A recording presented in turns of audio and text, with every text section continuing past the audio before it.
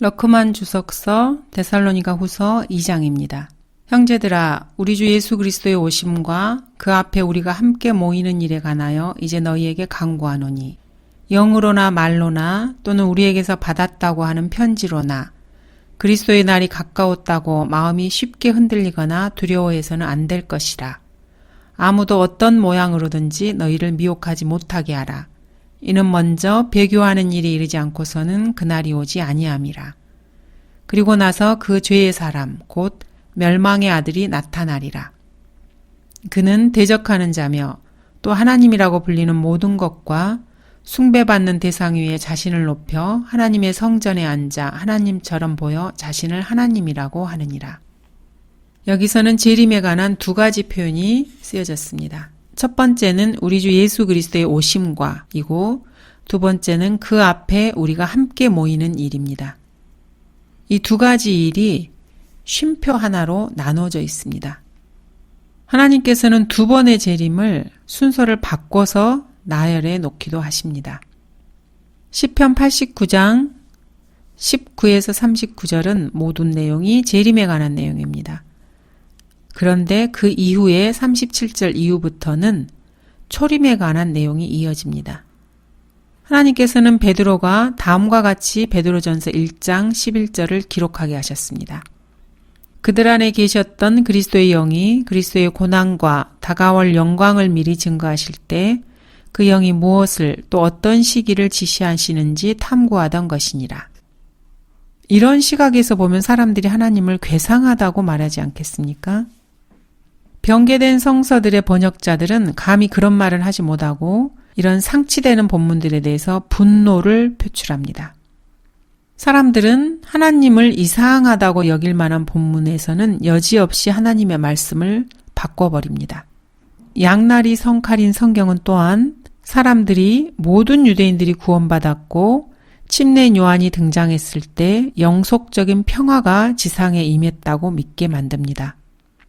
또한 성경은 사람들이 누가복음 1장 31절에서 33절에서 가브리엘이 언급한 다윗의 보좌가 사도행전 2장 33절에서 34절과 같은 것이라고 생각하게 만듭니다.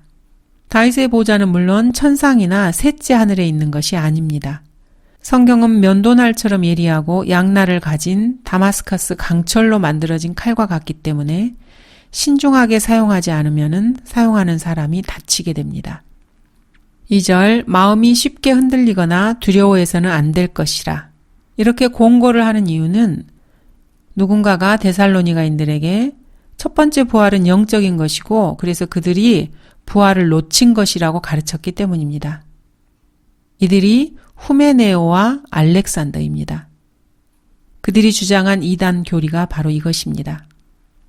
1950년대까지 칼빈주의 5대 강령을 신봉했던 자들도 이런 식으로 가르쳤습니다. 이런 자들을 무천년주의자들이라고 부릅니다. 무천년주의는 그리스도께서 지상에서 1000년간 통치하시는 기간이 없다라는 뜻입니다. 하지만 성경은 이 진리를 한 장에서 6번이나 언급하며 강조하십니다. 이들은 이런 성경 말씀이 실제 그 말씀 뜻이 아니라고 생각합니다.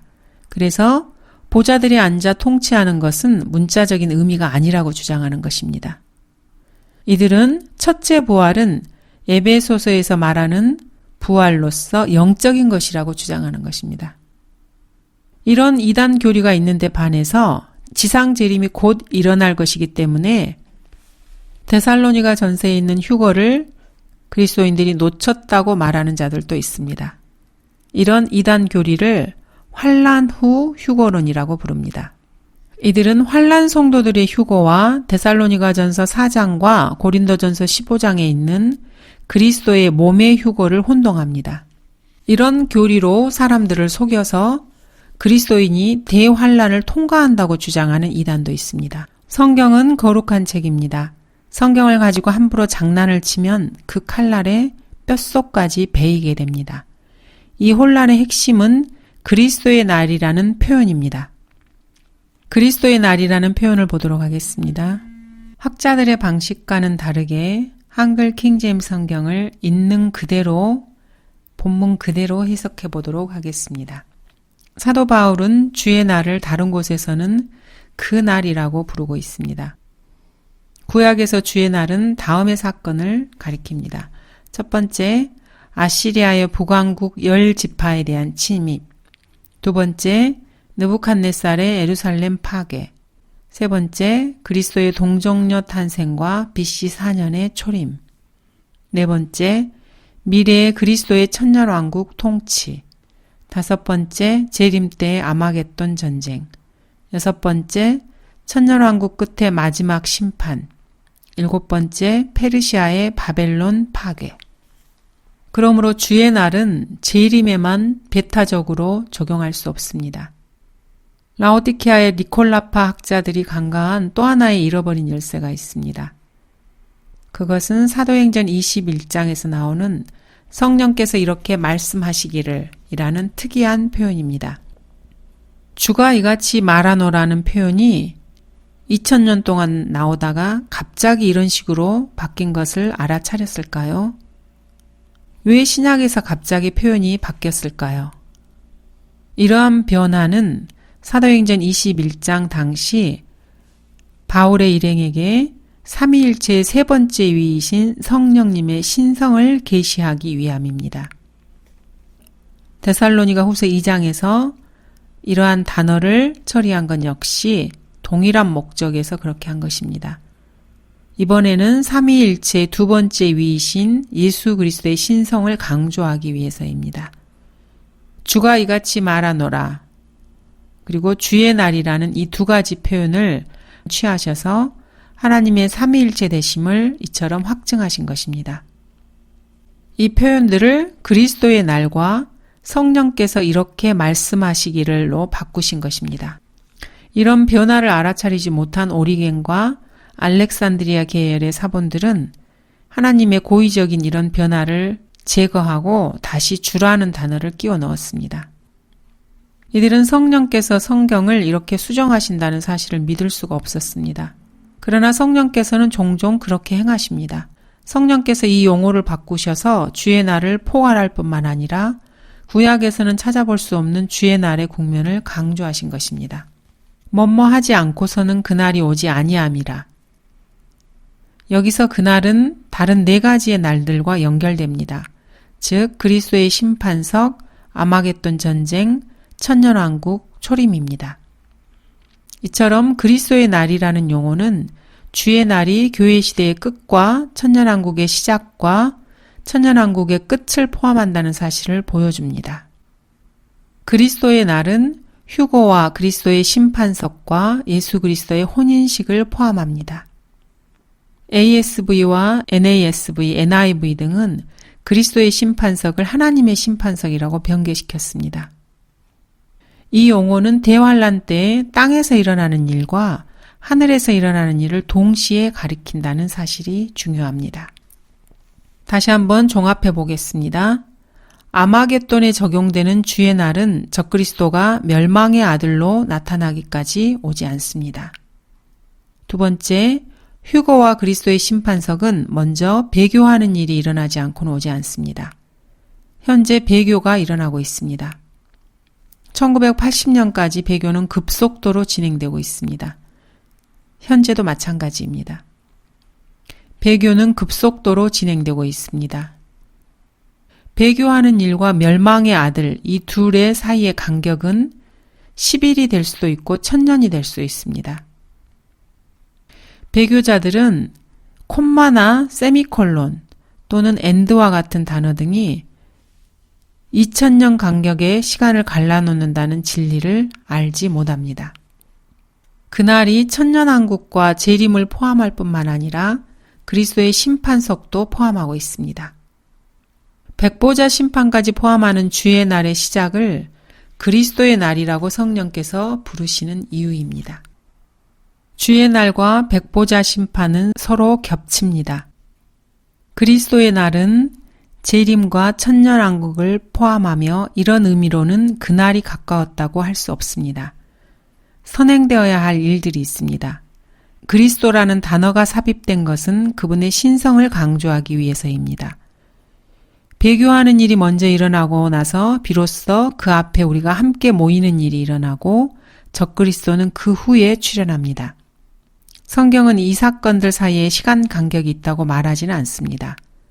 문제는 그 죄의 사람, 곧 멸망의 아들이 나타나리라는 표현입니다. 그가 나타날 때 분명히 단순히 죄의 사람으로서뿐 아니라 그의 실제 본성 그대로 저주의 아들, 곧 멸망의 아들로 나타날 것입니다.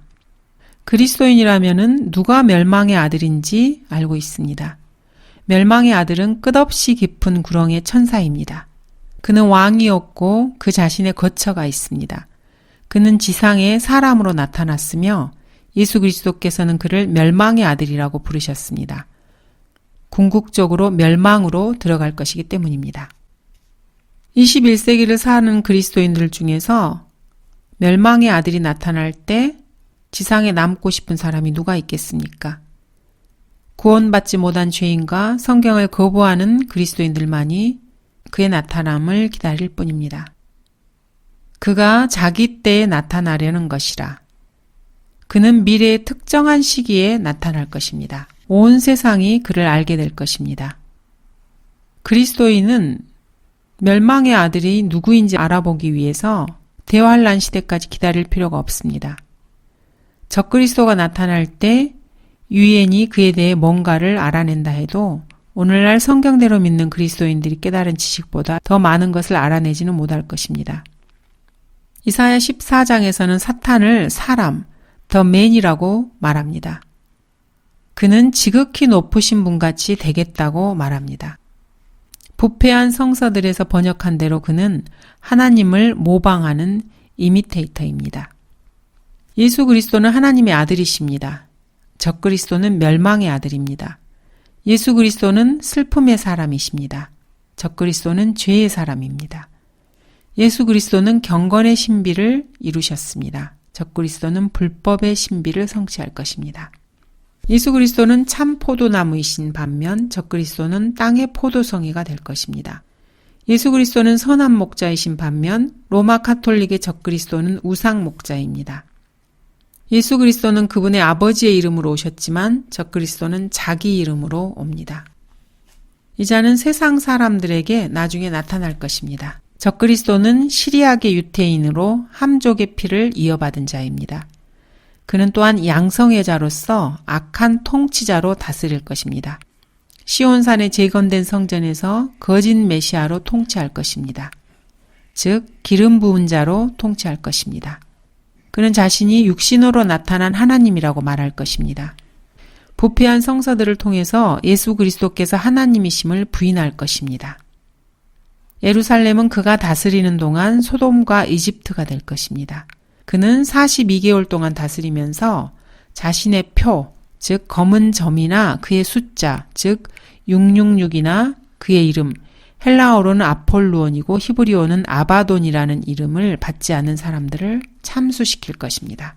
그는 유엔에 속한 모든 국가들로 하여금 자신의 살아있는 우상에게 경배하라고 지시할 것이고 모든 민족이 지상에서 유대인들을 멸종시키기로 합의할 것입니다. 그의 글자는 X이고 그의 표시는 평화의 키스입니다. 그리스도인은 적그리스도가 나타나는 것을 기다리지 않습니다. 바울은 단순히 데살로니가인들에게 주의 날이 오기 전에 벌어질 일들에 대해서 설명하고 있습니다. 그는 이 날을 그리스도의 날이라고 부릅니다. 왜냐하면 데살로니가의 그리스도인들에게 그날은 재림이 아니라 휴거와 함께 시작될 것이기 때문입니다. 2절 그리스도의 날이 가까웠다. 그리스도인에게는 그날이 가까웠다고 말할 수 있습니다. 그러나 그날은 곧 주의 날이기 때문에 구원받지 못한 죄인들에게는 재림과 함께 있을 일들이 일어나기 전까지는 가까웠다고 말할 수 없습니다. 바울이 서신을 기록할 시점에서 휴거와 시간 간격을 두지 않고 있다는 점을 주의해서 보시기 바랍니다. 바울에게 휴거는 고린도전서 15장과 로마서 13장에서처럼 임박한 것이었습니다. 구약적인 의미에서 주의 날은 그 기간의 시간 간격을 가지고 있고 이때 배교가 일어나고 죄의 사람의 정체가 드러날 것입니다. 킹제임스 성경 번역자들이 당대의 로마 카톨릭 교황을 죄의 사람이라고 규정한 바 같이 죄의 사람은 교황이라고 말하는 것이 아마 가장 이 구절을 잘 다루는 방법일 것입니다. 장차 그는 육화된 사탄이 될 것이며 창세기 3장 15절에서 예언한 대로 뱀의 씨가 될 것입니다. 문자 그대로 사탄의 아들이 될 것입니다. 그는 암살당한 후에 죽은 자들로부터 다시 살아날 가능성이 높습니다. 몇 구절 살펴보도록 하겠습니다. 양떼를 버려둔 우상 목자에게 화 있으리라. 칼이 그의 팔과 그의 오른눈에 임하리니 그의 팔은 바싹 마르고 그의 오른눈은 완전히 어둡게 되리라. 주 하나님이 이같이 말하노라.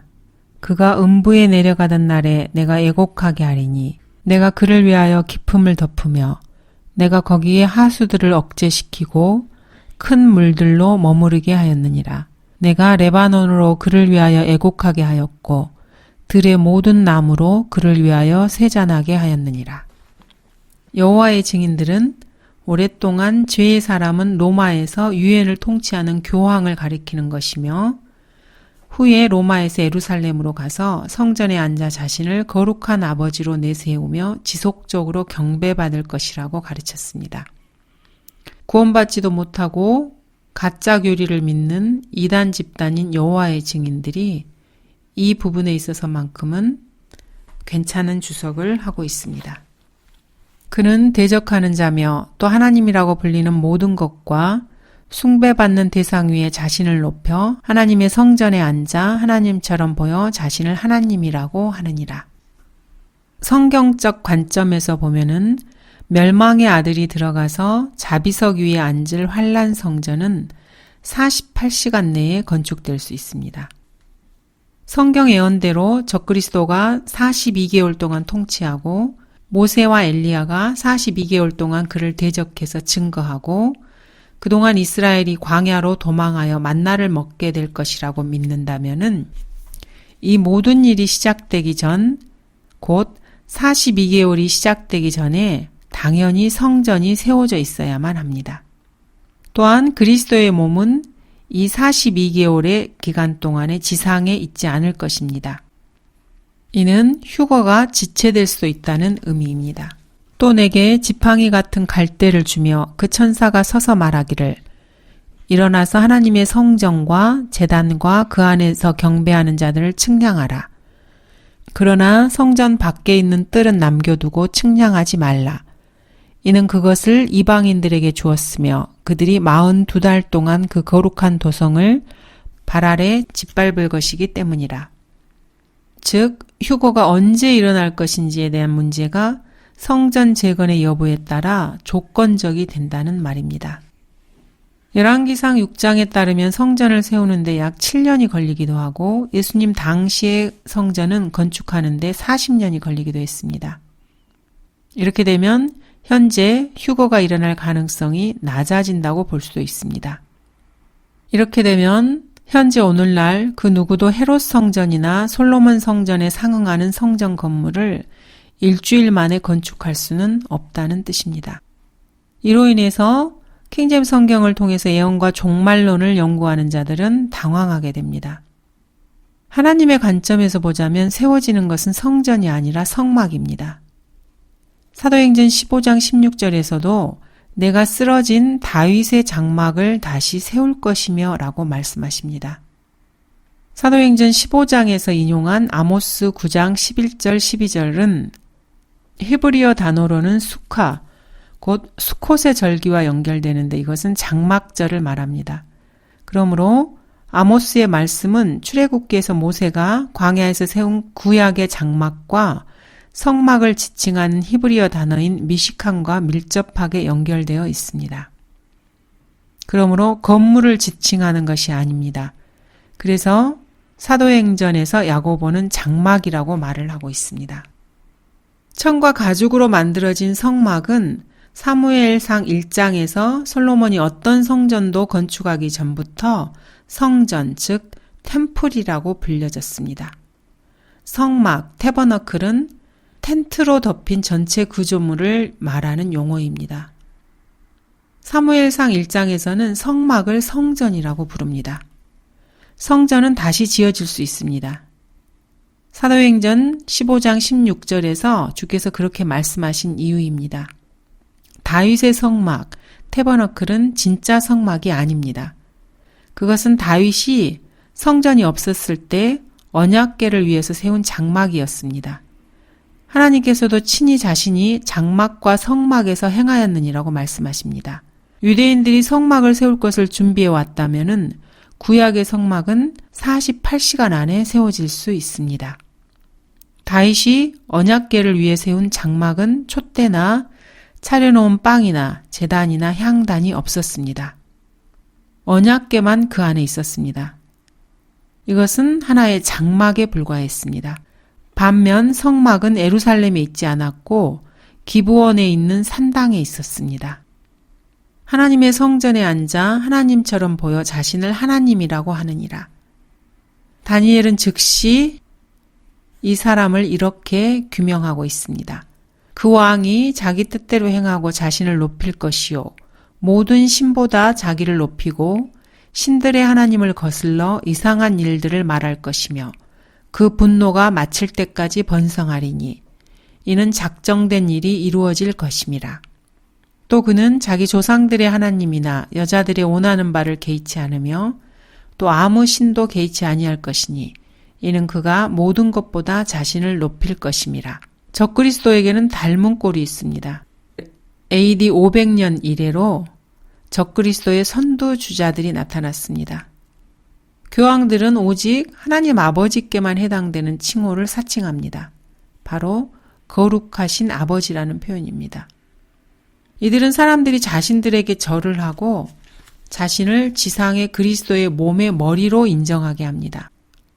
로마 카톨릭 출판사가 공식적으로 출판한 문서에 따르면은 교황은 지상에서 그리스도의 교회의 머리일 뿐만 아니라 전 지구의 모든 나라의 모든 사람의 영적인 통치자라고 주장하고 있습니다. 교황들은 항상 그들이 국제연맹과 국제연합의 정치적이고 영적인 통치자라고 주장해 왔습니다. 로마 카톨릭 신자들의 공식적인 진술에 따르면은 카톨릭 사제들은 가시적인 신들입니다. 사제라면 누구나 하늘나라의 문을 열고 닫을 수 있고 역대 모든 교황들 역시 지상의 모든 나라들을 유업으로 받게 됩니다. 이들은 시편 2편에서 모든 민족들을 유업으로 받는 것이 바로 교황이라고 주장합니다. 수녀가 사제의 말에 복종하면은 그 수녀는 천사가 명령을 내릴 때보다 하나님의 뜻을 수행하고 있음을 더 분명하게 확신할 수 있다. 예수 그리스도께 복종하는 것보다 사제에게 복종하는 것이 하나님의 뜻을 행한다는 것에 더 확신할 수 있다. 이렇게 말을 합니다. 사제의 말에 복종한다는 것은 하나님의 지위를 가진 이에게 복종하는 것이며 하나님께서 직접 내리신 명령을 행하는 것과 같다. 교황은 소원이 얼마나 엄숙하고 신성한 것인지 관계없이 그것을 면제할 수 있다.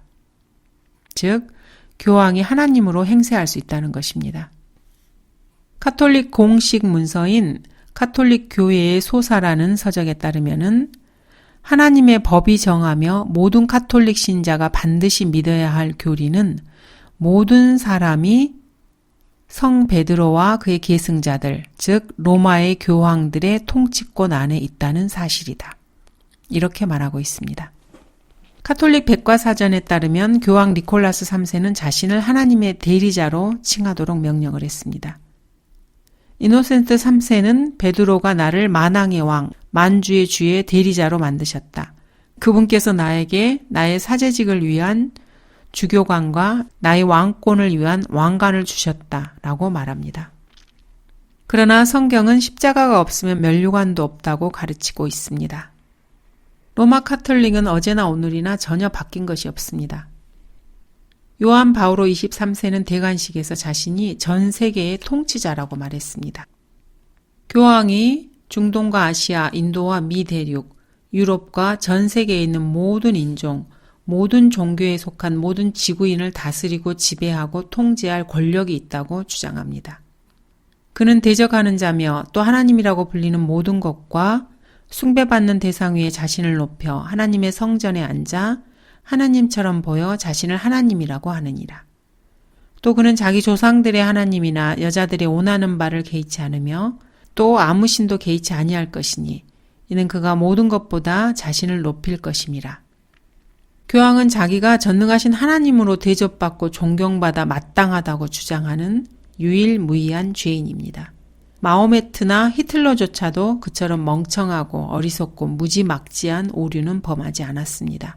근본주의자들이 맹비난하는 영국의 제임스 왕은 이런 신성 모독은 꿈도 꾸지 못했습니다. 적그리스도는 경배받기를 원합니다. 모든 로마 카톨릭 교황들이 차지했던 바로 그 자리가 적그리스도가 앉아서 경배를 받기에 가장 적합한 장소가 되는 것입니다.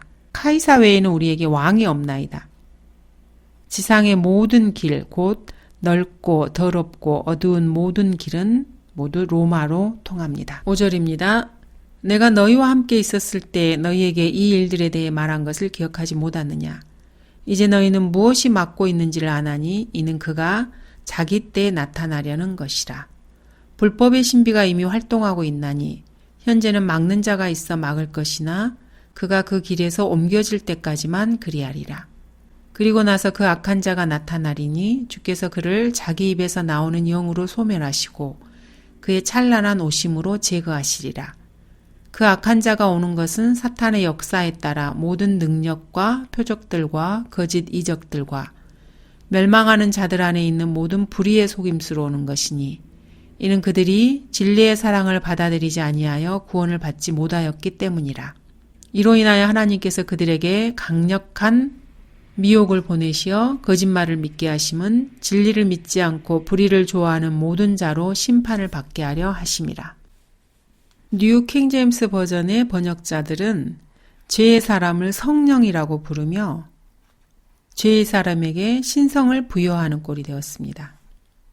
이들은 마귀의 역사를 성령님께서 하시는 일로 잘못 해석했습니다. 이런 식으로 성경 교수들이 신성 모독을 자행하고 있습니다. 배교에는 치료약이 없습니다. 성경은 죄의 사람이 활동하고 있다고 말씀하지 않으십니다. 본문은 불법의 신비가 역사하고 있다고 말합니다. 그 길에서 옮겨질 때까지만이라는 표현은 성령님께 적용된다는 주장이 거의 100년 전부터 있어 왔습니다.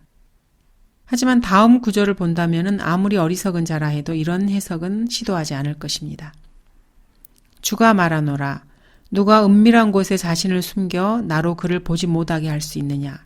주가 말하노라. 내가 하늘과 땅을 충만케 하지 아니하냐.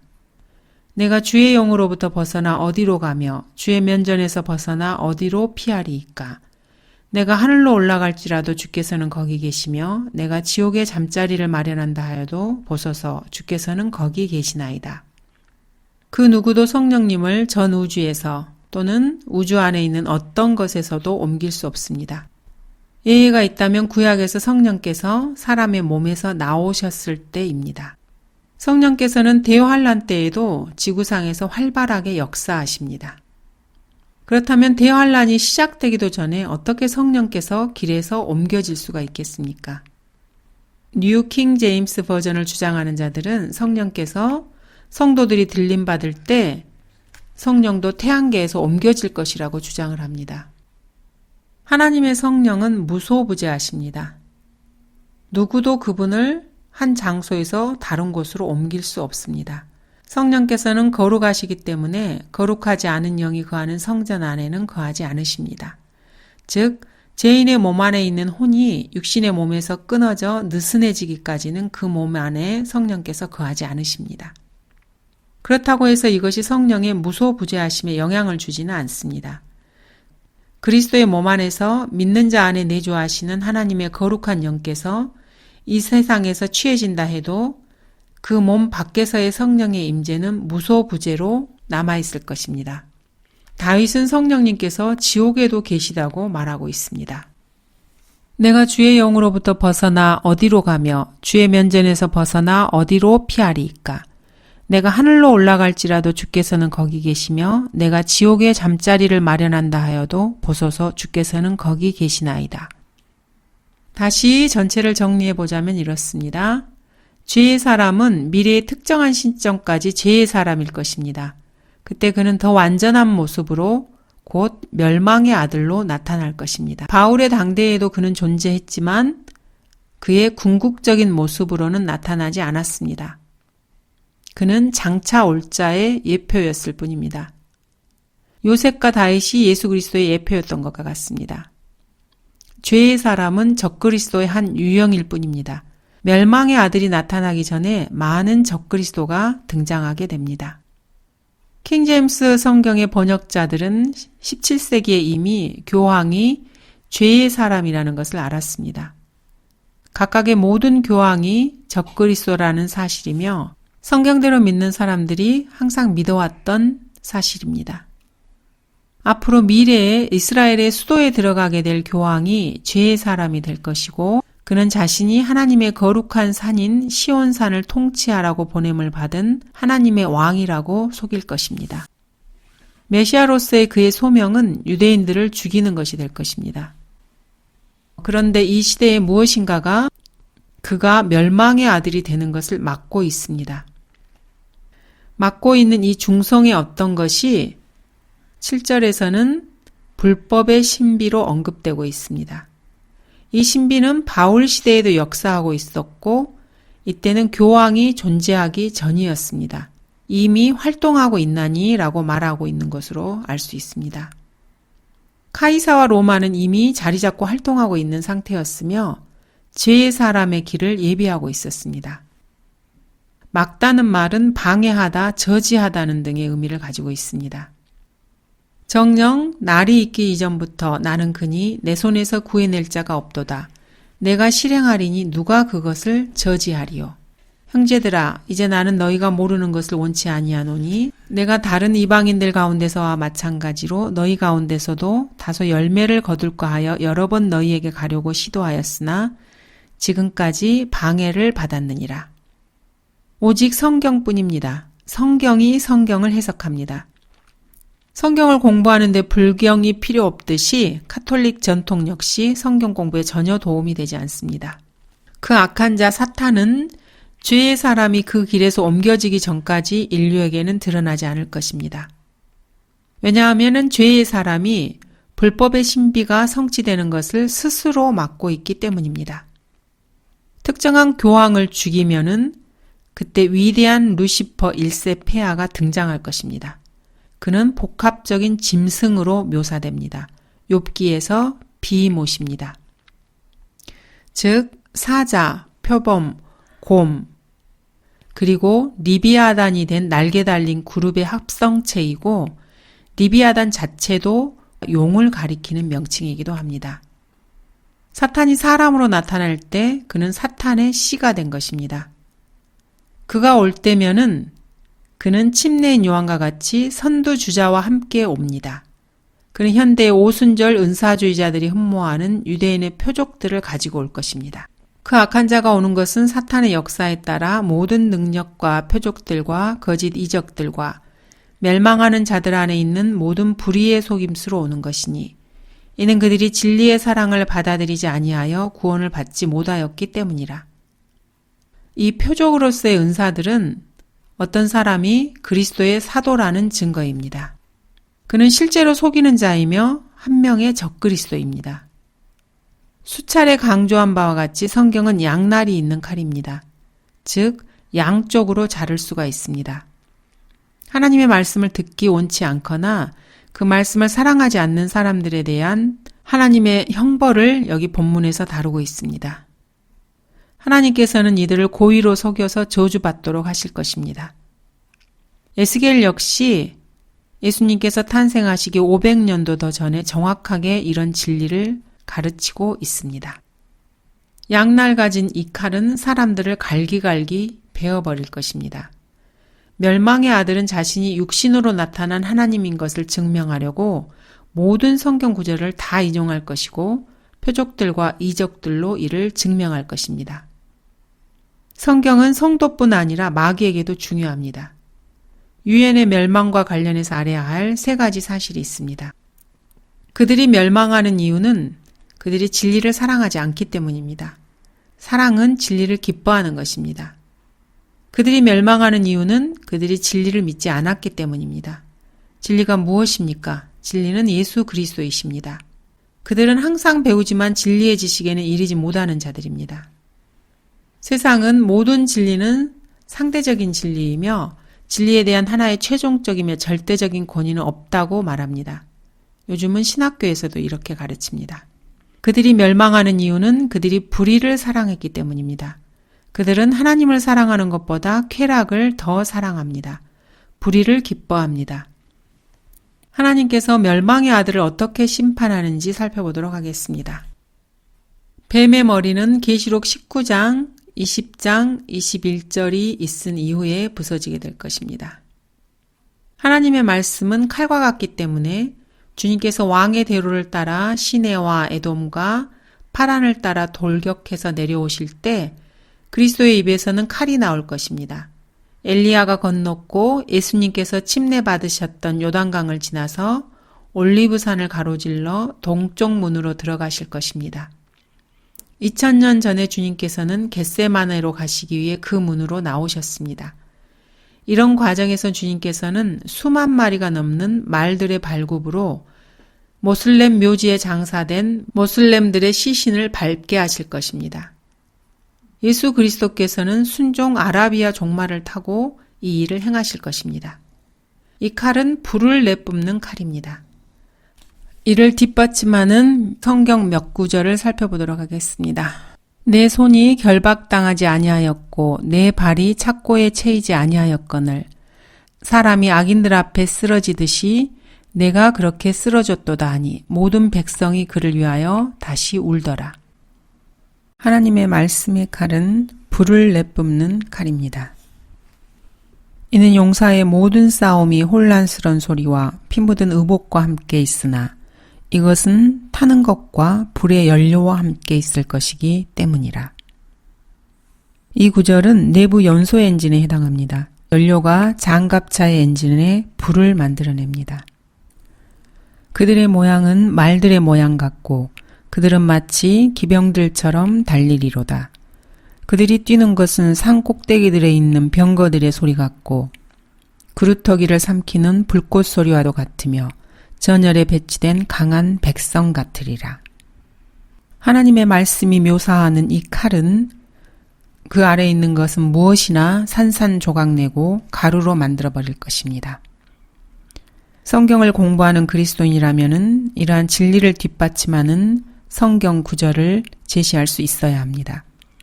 정직한 그리스도인은 누구나 성경을 믿어야 할지 아니면은 수천 수만의 배교한 히브리어 헬라어 학자나 목사, 신학자를 믿어야 할지 본인 스스로 결정을 할 수 있어야 합니다.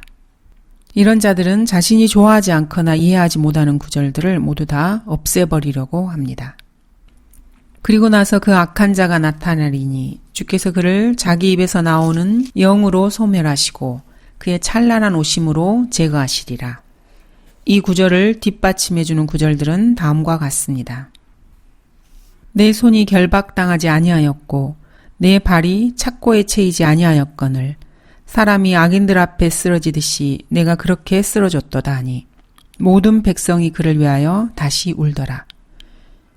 이 구절은 다윗 왕이 아브넬의 죽음을 애도하며 한 말입니다. 하박국 3장 1에서 16절도 주님의 재림을 다루고 있습니다. 오 주여, 내가 주의 말씀하신 것을 듣고 무서웠나이다. 오 주여, 수년 내에 주의 일을 소생케 하소서. 수년 내에 알려지게 하소서. 진노 가운데서도 자비를 기억하소서. 산들이 주를 보고 떨었으며 물의 넘침이 지나갔으니 기품이 그의 음성을 내며 그의 손을 높이 들었나이다.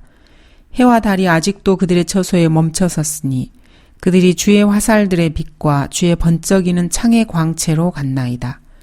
주께서는 붕괴 가운데 땅을 활보하셨으며 분노 가운데서 이방을 밟으셨나이다.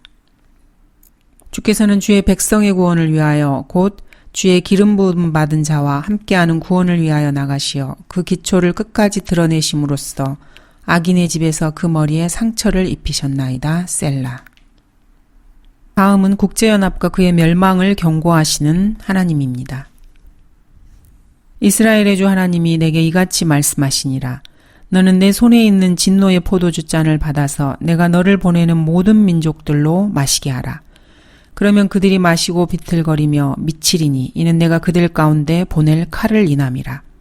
내가 주의 손에 있는 잔을 가져다가 주께서 나를 보낸 모든 민족들로 마시게 하였으니 즉 예루살렘과 유다의 성읍들과 그 왕들과 그 고관들로 파멸과 경악과 경멸과 저주가 되게 함이 오늘과 같으며 이집트의 파라오 왕과 그의 신하들과 그의 고관들과 그의 모든 백성들과 또 모든 혼혈 백성과 우스 땅의 모든 왕들과 필리스티아인들의 땅의 모든 왕들과 이렇게 해서 쭉 여러 나라들이 이어집니다. 보라, 내가 내 이름으로 일컬음을 받는 성읍에 재앙을 내리기 시작하는데 너희가 철저하게 벌받지 않겠느냐. 내가 벌을 면치 못하리라. 이는 내가 땅 모든 거민들 위에 칼을 부를 것임이라. 만군의 주가 말하노라. 너희 목자들아 악을 쓰며 울부짖으라. 너희 양떼의 인도자들아 잿속에서 뒹굴라. 이는 너희 사륙과 너희 이산의 날들이 찾아왔음이라. 너희가 귀한 그릇처럼 떨어지리라. 그 목자들이 도망할 길도 양떼의 인도자들의 피할 길도 없으리라. 목자들의 부르짖는 소리와 양떼의 인도자의 악을 쓰는 소리가 들리리니 이는 주께서 그들의 초장을 못쓰게 만드셨기 때문이라. 주의 경노하심으로 인하여 평화로운 처소가 황폐케 되는도다. 보라, 주의 회오릿바람이 진노 가운데서 나갔으니 아주 심한 회오릿바람이라. 그것이 악인의 머리 위에 가혹하게 떨어지리라. 주의 분노는 그가 실행하여 자기 마음의 생각들을 이루기까지는 돌이키지 아니하나니 훗날들에 너희가 그것을 완전히 깨닫게 되리라. 이사야 11장 4절입니다. 가난한 자를 의로 판단하며 세상의 온유한 자를 위해서는 정직으로 책망하시리라.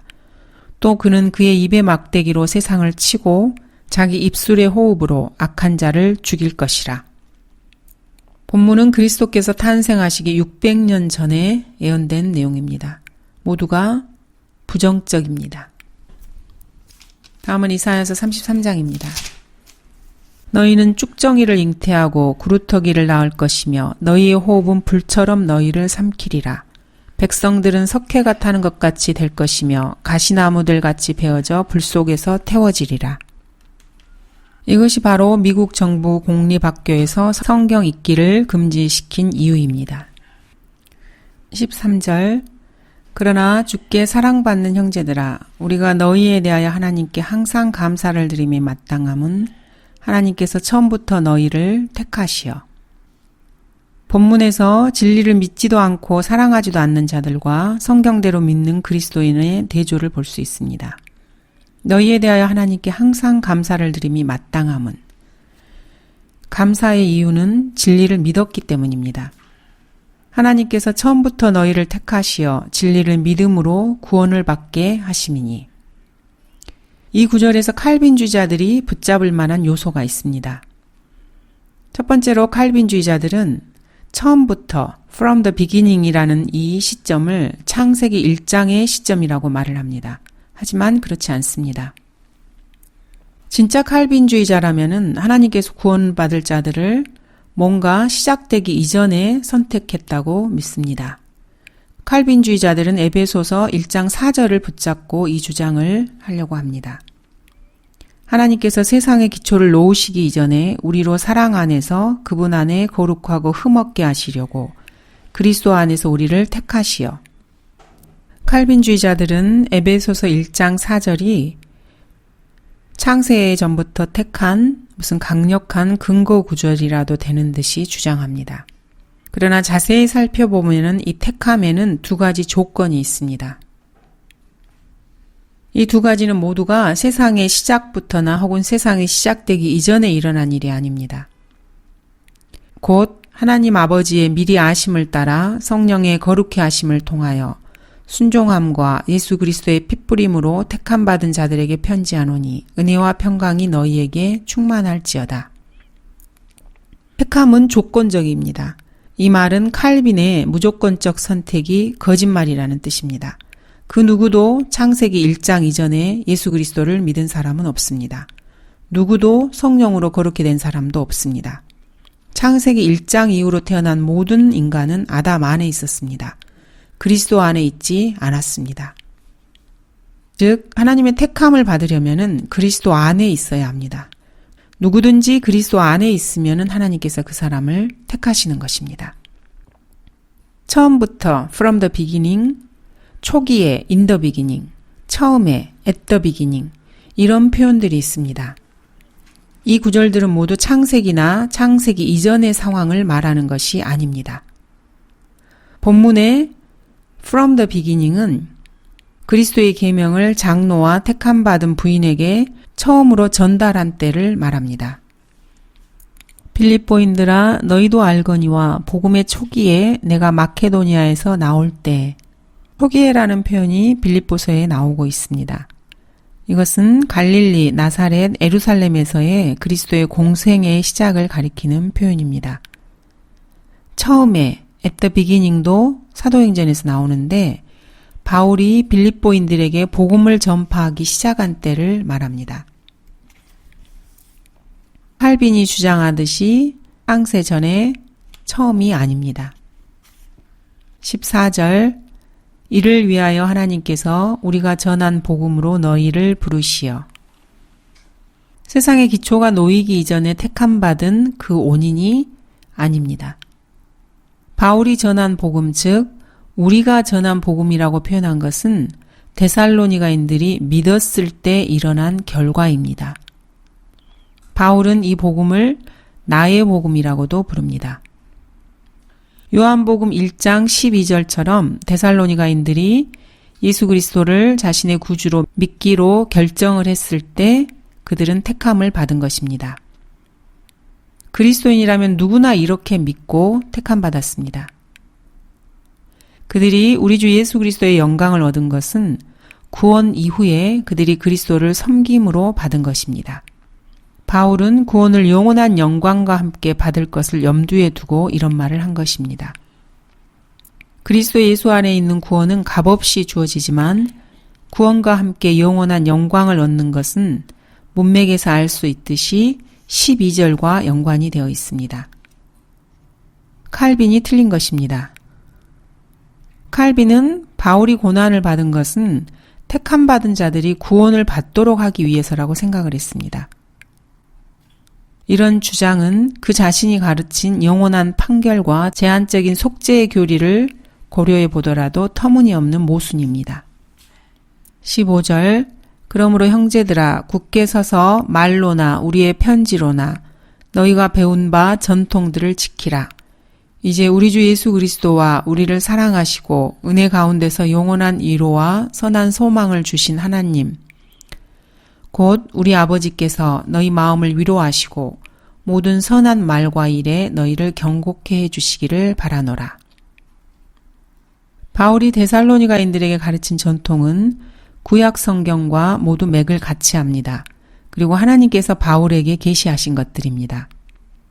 그 어떤 것도 로마 카톨릭의 전통과 일치하는 것은 없습니다. 러크만 목사님께서는 펜사콜라에 있는 성 미카엘 성당에서 설리반 신부라는 사람을 만났습니다. 이 신부는 목사님에게 연옥, 수녀들, 면죄부, 묵주, 촛불, 십자가 모양, 림보, 화채설, 독신생활, 추기경, 교황청, 대주교 등 기타 등등의 것들을 성경적이라고 말을 했습니다. 성경적이라고 말을 하면서도 성경으로나 심지어는 로마 카톨릭에서 출간한 성서로도 그 말을 입증하지 못했습니다. 로마 카톨릭 교회 국가가 성경을 거부하고 성경을 수정하고 성경을 변개하는 정치적인 종교 집단으로 수세기 동안 지속적으로 타락해왔다는 것을 증거해 줄 뿐입니다. 로마 카톨릭에서 가르치고 있는 전통들을 볼 때 카톨릭이 성경의 권위를 믿는다고 고백할 때면은 그 말은 사실 아무런 의미가 없습니다. 예수님 당시 예수님을 살해한 종교 지도자들과 정치인들을 현대적으로 완벽하게 복사해 놓은 것이 바로 로마 카톨릭입니다. 스테판은 사도행전에서 예수님의 죽음을 살해라고 표현했습니다. 바울이 말로나 서신으로나 가르친 모든 것을 포함해서 전통은 모두 계시된 성경과 일치해야 합니다. 어떤 전통이 성경과 일치하지 않는다면은 교황의 회칙이나 교황의 교서, 교황의 정교화약처럼 철저히 무시해야 합니다. 러크만 목사님은 구원받은 지 2주 정도 돼서 설립한 신부라는 사람을 만났습니다. 그는 자신이 믿는 것이 옳다는 생각에 사로잡혀 있었습니다. 그가 목사님에게 보여준 몇 구절을 제외하고 그 신부는 성경을 읽지 않았습니다. 6개월도 채 안 돼서 러크만 목사님은 다시 그 신부를 찾았고 데살로니가 후서 바로 다음 장에서 바울이 말한 전통이 무엇인지를 그 신부에게 보여주었습니다. 그리고 그 신부가 틀렸다는 것을 성경으로 증명해 주었습니다. 형제들아, 우리 주 예수 그리스도의 이름으로 너희에게 명하노니 무질서하게 행동하고 우리에게서 받은 전통을 따라 행하지 않는 모든 형제를 멀리하라. 너희가 어떻게 우리를 본받아야 할 것인지를 너희 스스로가 아나니 우리는 너희 가운데서 무질서하게 행하지 아니하였으며. 바울이 말한 전통은 마리아 숭배나 요셉, 연옥, 성사, 절기, 교회 의식 또는 교회의 종교 지도자나 직제와 관련된 것이 아닙니다.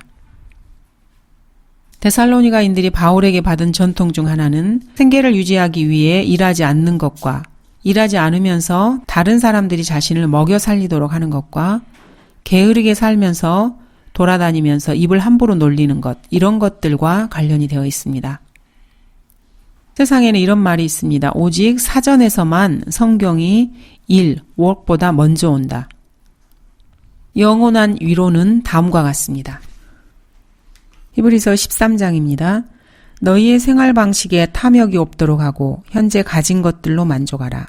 이는 그가 말씀하시기를 내가 너를 떠나지 아니하고 너를 버리지 아니하리라고 하셨습니다. 그러므로 우리가 담대히 말하기를 주는 나를 돕는 분이시니 사람이 내게 무엇을 하든지 내가 두려워하지 아니하리라고 하노라.